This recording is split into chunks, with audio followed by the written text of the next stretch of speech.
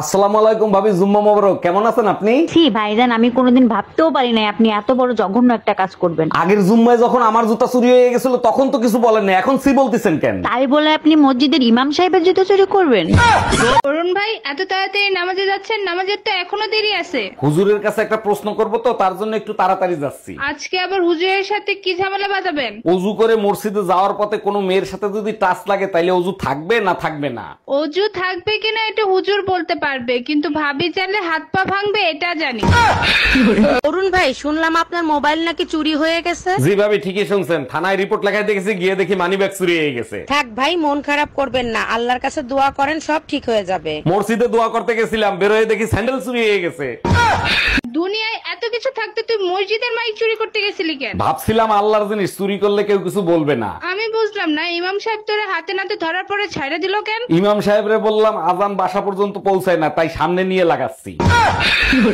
হক মাওলা, অরুণ বাবাকে কিছু খাওয়া, তোর মঙ্গল হবে। বাবা, বাসি খাবার আছে, বাসি খাবার কি আপনি খাবেন? কপালে যা আছে তাই তো খাবো, নিয়ে আয়, বাসি খাবারই খাই। তাইলে বাবা এক কাজ করেন, একটু কষ্ট করে কালকে সকালে আসেন। হ্যালো, এই কোথায় তুমি? কোন ভাবির কাছে? তোমার মনে আছে বহুদিন আগে আমরা একটা সোনার দোকানে আসছিলাম? ওরে আমার বাবুটা, কেন মনে থাকবে না সোনা পাখি? এই দোকানে তোমার একটা হার পছন্দ হয়েছিল। ওরে আমার লক্ষ্মী, তুমি সেই সোনার দোকানে গেছো? সেই দোকানের সামনে একটা নাপিতের দোকান আছে, সেই নাপিতের দোকানে চুল কাটাতে আইছি। তুই কুত্তা, একটা কুত্তা। হক মাওলা, অরুণ বাবাকে কিছু দান করো, এই শীতেই তোমার বিয়ে হয়ে যাবে।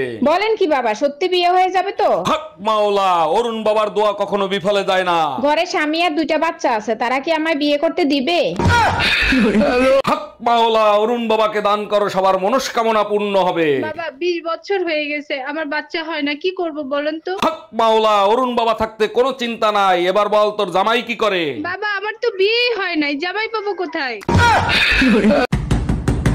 আরে কে সকাল সকাল দরজা নক করতেছে? ম্যাডাম, আমি অন্ধ ফকির, আমারে 20টা টাকা দিবেন? মিথ্যা কথা বলেন কেন? আপনি অন্ধ কোথায়? আপনি তো এক চোখে দেখতে পান। আচ্ছা ঠিক আছে ম্যাডাম, তাইলে এক কাজ করেন, আপনি 10 টাকা দেন। হক মাওলা, আমি হলাম অরুণ বাবা। অরুণ বাবা, অনেকদিন পরে আসলেন, তারপর বলেন কেমন আছেন আপনি? উপরওয়ালা যেমন রাখছে তেমনই আছি রে মা।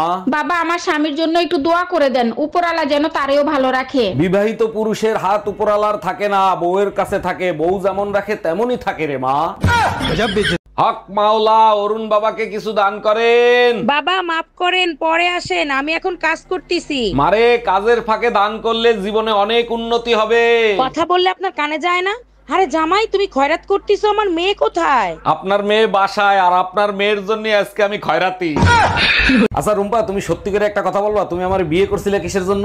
অবশ্যই বলবো, তার আগে বলো সব দেবতারা মিলে মা দুর্গাকে তৈরি করেছিল কেন? এটা তো সবাই জানে, অসুরদের বধ করার জন্য। এবার আমার প্রশ্নের উত্তর দাও। উত্তর তো তুমিই দিয়ে দিলা, আমি আর কি উত্তর দিব?